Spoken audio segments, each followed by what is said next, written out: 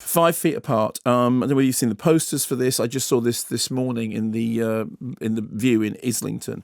Hayley Richardson and Cole Sprouse are two teenagers with cystic fibrosis. They meet in hospital. She has gone in there for what she refers to as a tune-up. For some sort of particular care, and they are chalk and cheese characters.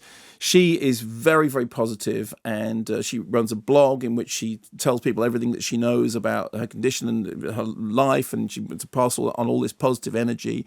And she smiles, she makes friends with people, she makes people feel good about themselves.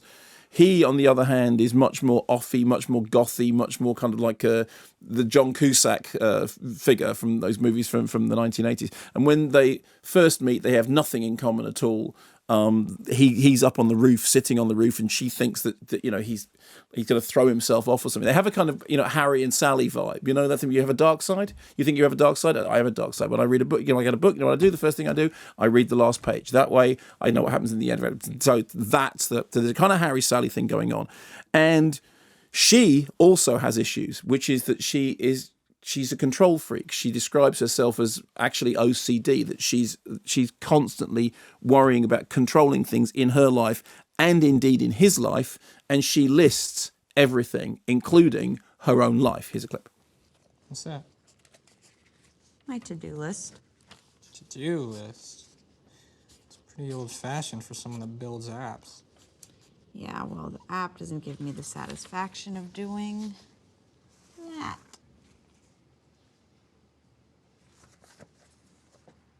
What else is on that to-do list of yours? My master list or my daily list? Yeah, of course you have two lists. No, the master list, that's the big stuff, right? Okay. Volunteer in an important political campaign. Done. Study all the works of William Shakespeare. Done. Share everything I know about CF with other people. That's my YouTube page. So your plan is to die really smart so that you can join the debate team of the dead or something? What about traveling the world?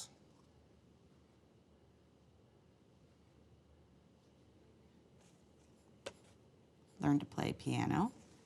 Done. Speak fluent French. J'y travaille. So the title of the documentary refers to the fact that because of their conditions, and the risk of infection, they must stay 6 feet apart, which is apparently a guideline which is to do with... Maybe 5 feet apart. No, 6 feet apart. See. And 5 feet apart is a kind of a goal, a kind of compromise. But no, the thing is that the 6 feet, but the 6 feet over the course of the thing becomes 5 feet. And the film is directed by Justin Baldoni, who made a documentary called My Last Days. It was a TV series documentary in which he met Claire Wineland. And that apparently was when he first found out about CF. And we've seen a lot of films that sort of have surface similarities, things like, Fault in Our Stars and Now He's Good. And these are often films that get, sneered at critically. But, you have to judge each one on how well it deals with its subject and how well it tells its story. And in the case of this, I thought there are mawkish pitfalls. There are potential for those problems with it dramatically, and it is also true that a lot of these movies walk in the shadow, and pun unintended actually, in the shadow of Twilight.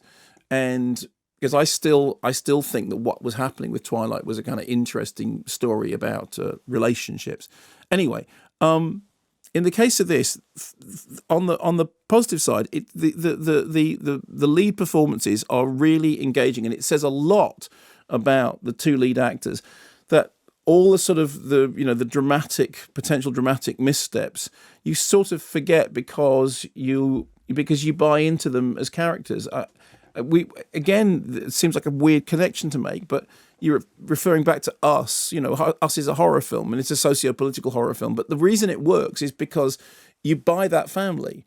You engage with that family. It's not even to do with having to like central characters. It's to do with the fact that you believe in them, and for the time that you're in the film, you believe in their life and you believe in their situation. In the case of this, I did. Also, this has got a very good supporting performance by Moises Arias, who was in that brilliant film Kings of Summer, which was hugely overlooked, and it was a real shame because actually that was a sort of really smart film.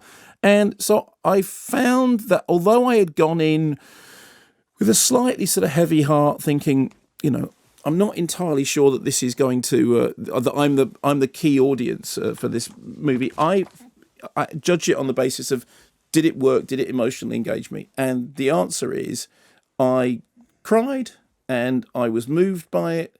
And the mawkish moments were, they're there, but they were fine, and they didn't bother me that much at all.